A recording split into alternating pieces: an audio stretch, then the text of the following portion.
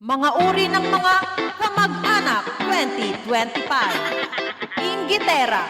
Sila yung mga kamag-anak na hindi natutuwa sa pag-angat mo. Kasi ayaw nilang masapawan. Inggitera. Mata pobre. Ikakahiya ka kasi mahirap ka. Uutusan ka nila kapag may handaan sa bahay nila.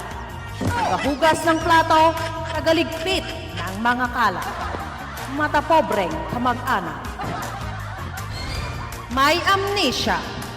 Dati sa inyo lumalapit pag walang-wala sila. Pero nung umangat na sa buhay, parang di ka na kilala. Humingi ka lang ng konting pabor, mas marami na yung masasakit na salita kaysa sa tulong nila. Pakiilemera.